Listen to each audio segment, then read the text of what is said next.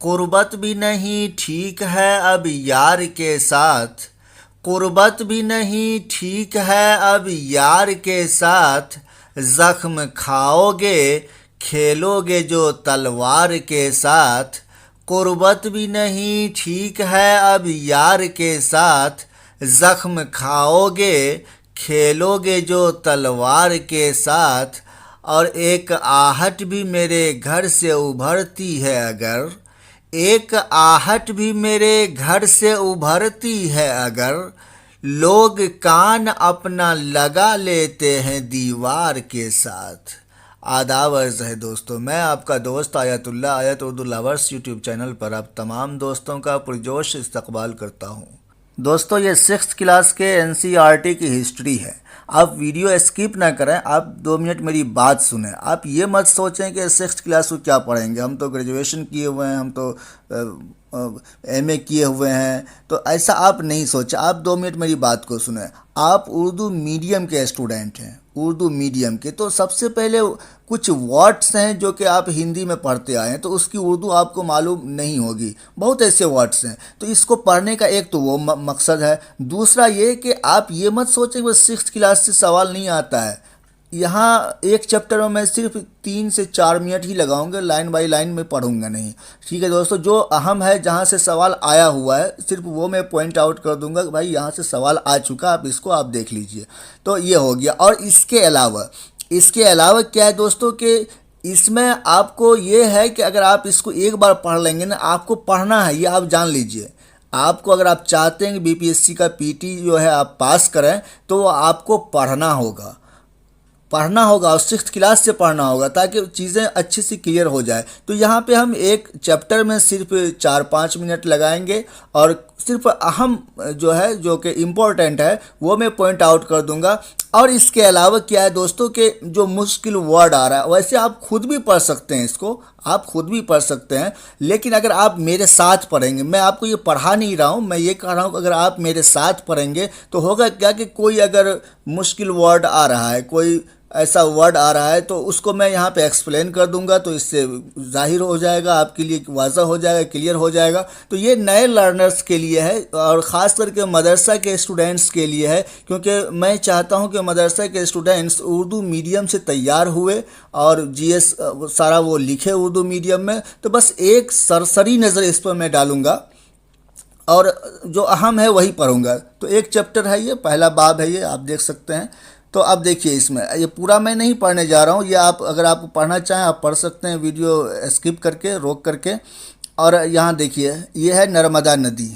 नर्मदा नदी के बारे में थोड़ा सा लिखा हुआ है कि सैकड़ों हज़ारों साल पहले से लोग इस नदी के किनारे रह रहे हैं। ठीक है, तो और यहाँ पे सबसे पहले यहाँ से सवाल आ चुका है। आप अगर आप पढ़े होंगे पीटी के लिए तो आपको मालूम होगा कि सबसे पहले इंसानी ढांचा कहाँ पाया गया, तो नर्मदा नदी के किनारे। और अभी जो करंट का हिंदुस्तान है, इसमें सबसे पहले इंसान कहाँ बसे, तो इसी नर्मदा नदी के किनारे बसे। नर्मदा नदी कहाँ है?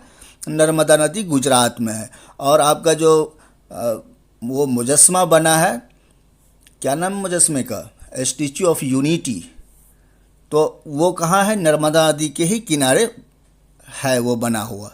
तो ये चीज़ यहाँ से क्लियर हो गया। अब आगे बढ़ते हैं, पढ़ नहीं रहे हैं, जो अहम चीज़ है वही मैं इसमें थोड़ा सा बता रहा हूँ। तो ये सारी चीज़ें हैं। तो और ये है कि यहाँ सारी बातें हैं लिखी हुई कि सबसे पहले इसी नदी के किनारे लोग बसे और जानवरों को पालतू बनाना शुरू किया यहाँ से। ठीक है दोस्तों, बहुत ही कम वक्त, 3-4 मिनट में ही ये चैप्टर मैं पूरा करूँगा और इसमें मुझे लाइन बाय लाइन में पढ़ूँगा नहीं। और आपको अगर पढ़ना होगा तो आप पढ़ लीजिएगा, बाकी मैं अहम चीज़ों को ही बताऊंगा। उसके बाद क्या हुआ कि ये गंगा नदी के किनारे लोग इस तरह से बसना शुरू किए और सफ़र करना शुरू किए। तो ये उतना अहम है नहीं, बाकी आप पढ़ सकते हैं अगर आपको पढ़ना हो तो। कुछ वर्ड्स ऐसे हैं, तो अगर कोई ऐसा कोई वर्ड आया, ऐसा कोई लफ्ज़ आया, जो कि अब यहाँ देखिए एक लफ्ज़ है, ये नए लर्नर्स के लिए। आप ये मत सोचिए, मैं आपको बता रहा हूँ। बड़े सग़ीर क्या होता है? बड़े सग़ीर किसको कहते हैं? तो जो ज़मीन है हमारी, तो उस पर 2 तरह के हैं, एक तो पानी है और दूसरा है जो खुश्की का हिस्सा है। तो जो पानी का हिस्सा उसको हम कहेंगे बहरे आज़म, ठीक है।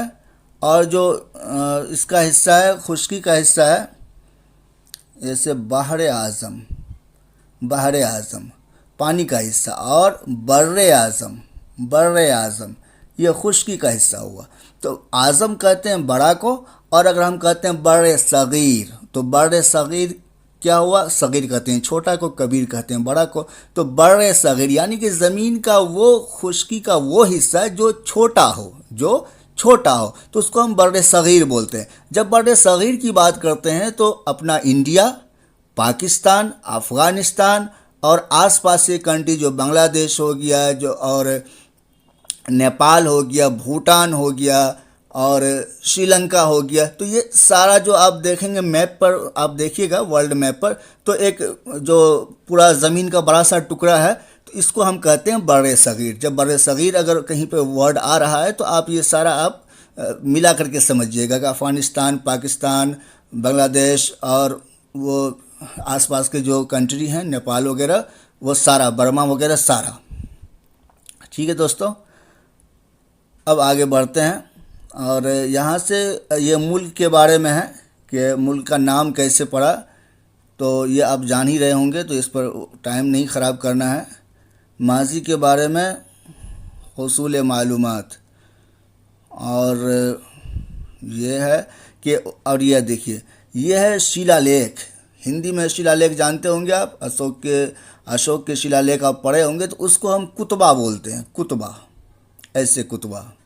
उर्दू में जब हम शिलालेख को क्या लिखेंगे, कुतबा लिखेंगे ये, और इसका प्लूरल है कुतबात। इंग्लिश में इंस्क्रिप्शन है, यहाँ पे देख सकते हैं।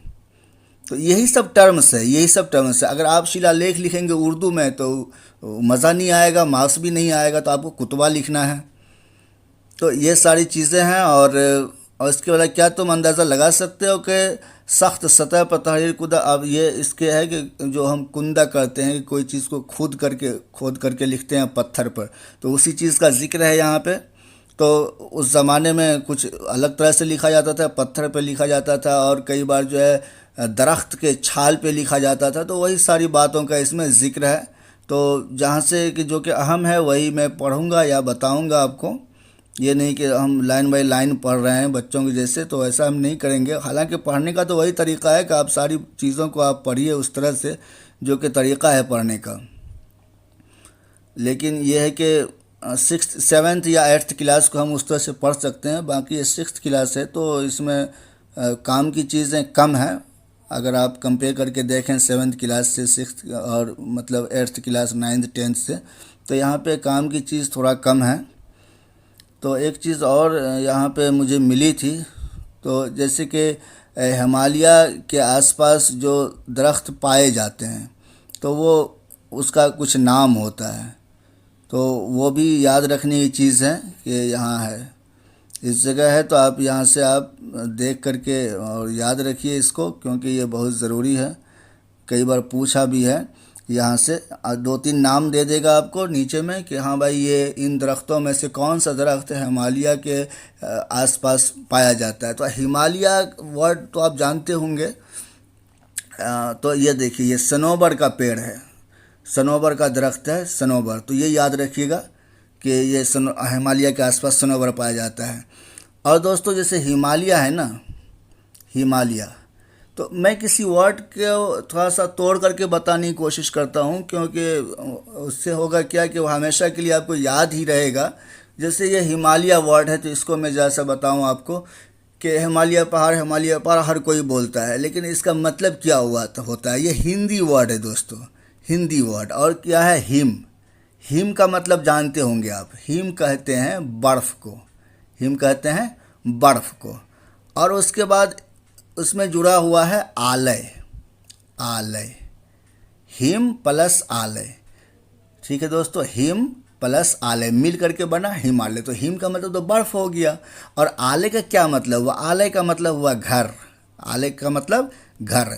तो हिम आलय, तो बर्फ़ का घर। अब एक आध और वर्ड्स मैं बताता हूँ, जैसे कि न्यायालय, न्याय का मतलब क्या हुआ, इंसाफ, न्यायालय यानी कि इंसाफ जहाँ है वो घर, इंसाफ जहाँ होती है वहाँ उस घर को हम कहते हैं कि। और इसके अलावा भोजनालय सुने होंगे, होटल की जगह पे हिंदी में क्या लिखा रहता है, भोजन, यानी कि जहाँ भोजन का घर, जहाँ भोजन मिलता हो तो भोजन का घर। तो ठीक है, उसी तरह से हिमालय यानी कि बर्फ़ का घर। क्लियर हो गया होगा दोस्तों। ठीक है, अब इस चैप्टर में कुछ भी नहीं है। अब हम आगे बढ़ेंगे और थोड़ा सा अगले चैप्टर को देखेंगे कि उसमें कुछ काम की चीज़ है, क्योंकि मैं ज़्यादा वक्त नहीं लेना चाहता हूँ कि बहुत सारी किताबें पढ़नी है। 7th 8th 9th 10th 11th 12th तक आपको पढ़ने की ज़रूरत है उर्दू मीडियम में, क्योंकि तभी आपका अच्छा नोट्स तैयार होगा। अगर आप ये सोचेंगे कि हम इंग्लिश हिंदी को ट्रांसलेट कर लेंगे तो ठीक है, ट्रांसलेट आप कर लेंगे, अच्छी बात है, लेकिन जो चीज़ उर्दू में मौजूद है तो उसको उर्दू में ही पढ़ना है, क्योंकि उसमें बहुत सारे वर्ड्स हैं, ऐसे टर्म्स हैं जो कि आप खुद से ट्रांसलेट करेंगे तो नहीं हो पाएगा वैसा। अब ये ट्रांसलेटेड है तो ये इससे जैसे एक कुतबा मिला, तो इस तरह के बहुत ऐसे वर्ड्स हैं जो आपको डिक्शनरी में देखने पड़ेंगे, तो यहाँ है दिया हुआ, तो यहाँ से आप अपना ये कर सकते हैं, पढ़ सकते हैं। तो इस चैप्टर में और कुछ ख़ास है नहीं, तो वो था कि कुतबा है या फिर सनोबर का दरख्त है जो हिमालय पहाड़ के पीछे, हिमालय पहाड़ के आसपास पाया जाता है। और इसके अलावा ये है कि नर्मदा नदी जो है, इंसानी ढांचा सबसे शुरू ज़माने में नर्मदा नदी के पास ही मिला, लोग वहीं पहले आबाद थे। तो इतना ही है। अब चलते हैं दोस्तों दूसरे चैप्टर पे चलते हैं। ये पहला बाब था, तो ये जो दूसरे बाब पर अब हम लोग चलेंगे। ये हो गया पूरा चैप्टर, अब नेक्स्ट चलते हैं। और दोस्तों ये बाब 2 पर आ गए, बिल्कुल फास्ट चलेंगे। इब्तदाई इंसान आखिर वो इधर उधर क्यों घूमते थे, तो शिकारी थे, शिकार की तलाश में घूमते थे। तो इसमें कोई ख़ास बात है नहीं, वही सारी बातें लिखी हुई हैं। आगे बढ़ेंगे और हमें उन लोगों के बारे में मालूमात कैसे हासिल होती है, तो ज़मीन के नीचे जो चीज़ें हमें मिलती है तो उनसे हासिल हुई। और भी कई तरीक़े हैं, कहीं पर कोई गुफा है तो पत्थर पर कोई चित्रकारी हुई है, कोई मुसव्वरी हुई है, तो उससे भी पता चलता है। और इसके अलावा जो माहिर आसार क़दीमा है, माहिर आसार क़दीमा का मतलब हुआ कि आर्कियोलॉजिस्ट, इंग्लिश में उसको हम आर्कियोलॉजिस्ट बोलते हैं। तो वो लोग पता लगाते हैं कि ये सारी बातें वही हैं जो शिकारी थे, शिकार की तलाश में इधर उधर, और ऐसी जगह रहते थे। आबी ज़राए मतलब कि नदी के किनारे, झील के किनारे, इस तरह से रहते थे। तो इसमें कोई ऐसा है नहीं ख़ास बात, जो अगर मिलेगा तो मैं ज़रूर आपको बताऊंगा। चट्टानों पर मुसव्वरी, रॉक पेंटिंग, तो कई ऐसे गुफा हैं, जैसे यहाँ लिखा हुआ है मध्य प्रदेश में, और इसके अलावा जुनूबी उत्तर प्रदेश में कई ऐसे गुफाएं पाए गए हैं, जिसमें क्या है कि जंगली जानवरों की तस्वीर या और दूसरी चीज़ों की तस्वीर मिलती है। तो ठीक है दोस्तों, और यही सारी चीज़ें हैं और कुछ ख़ास है नहीं। जैसे आग की दरियाफ्त हुई, तो कैसे लोग खाना वाना पकाने के लिए आग की दरियाफ्त किए होंगे, तो इससे कोई ये अहम नहीं है। तो आगे बढ़ेंगे।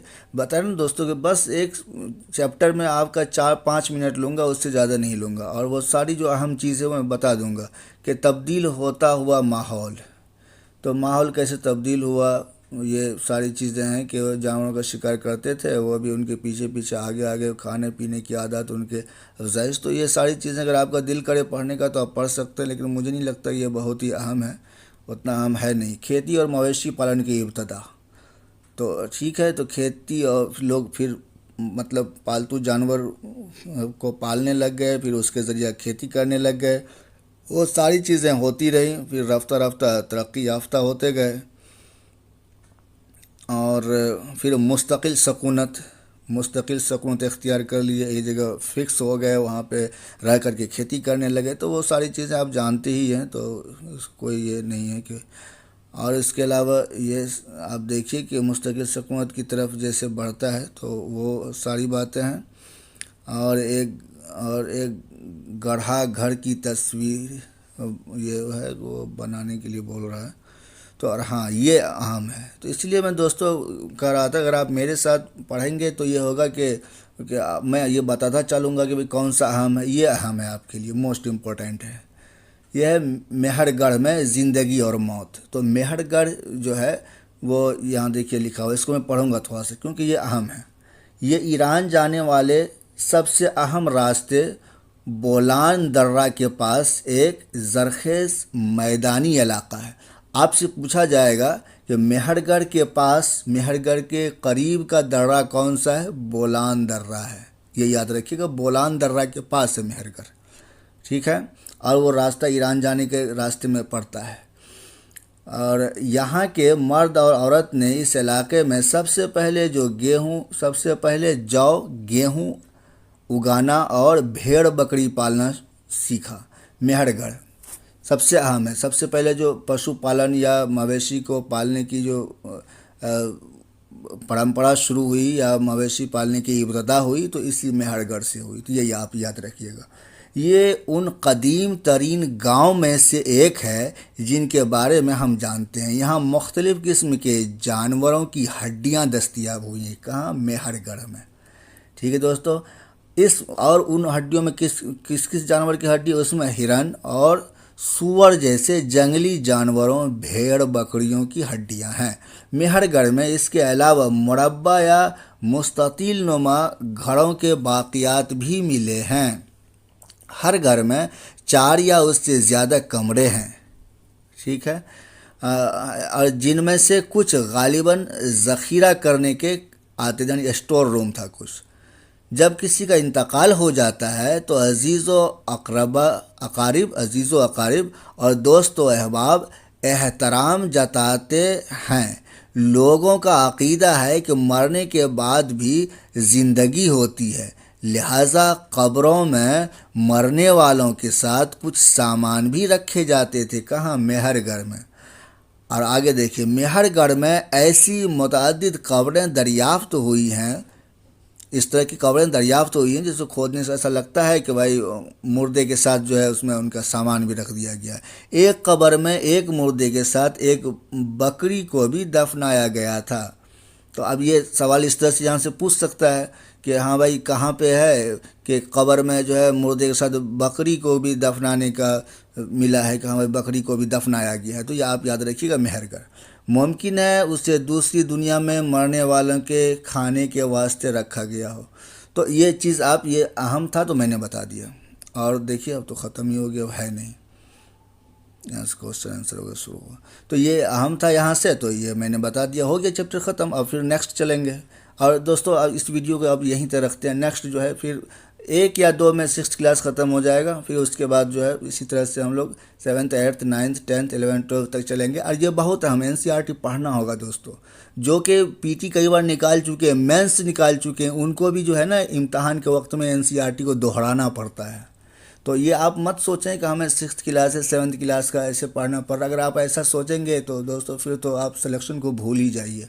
आपको NCERT पढ़ना होगा। ये सवाल यहीं से उठ के आता। अब ये है ना मेहरगढ़, 20 बार यहाँ से सवाल पूछ चुका है, 20 बार। आप देखिए UPPSC का और या फिर BPSC का, और देखिए यहाँ से बिल्कुल आपको ऐसे ही सवाल मिल जाएगा। यहाँ से यहीं से सवाल बनता है। तो NCERT हम लोग पढ़ेंगे इंशाल्लाह धीरे धीरे, जो कि अहम है वही पढ़ेंगे। अभी आपने देखा मैं यहाँ से ऊपर में कुछ भी नहीं पढ़ा। यहाँ से जो अहम था तो यहाँ मेहरगढ़ हमें अहम लगा क्योंकि यहाँ सवाल आया हुआ है, तो इसको मैंने थोड़ा सा एक्सप्लेन कर दिया। तो ऐसा ही है, इसी तरह से हम लोग पढ़ेंगे, लाइन बाय लाइन नहीं पढ़ेंगे उसमें, क्योंकि बहुत ज़्यादा वक्त लगेगा। जो अहम होगा, जो इम्पोर्टेंट पार्ट होगा वो उसको पढ़ेंगे। तो ठीक है दोस्तों, मिलते हैं नए वीडियो में। और अगर दोस्तों चैनल पर नए हैं तो चैनल को सब्सक्राइब कर लें। यहाँ उर्दू मीडियम से इंशाल्लाह तैयारी होगी और बहुत अच्छी तैयारी होगी और आप कामयाब भी होंगे। तो ठीक है दोस्तों, खुदा हाफिज़, अपना ख्याल रखें।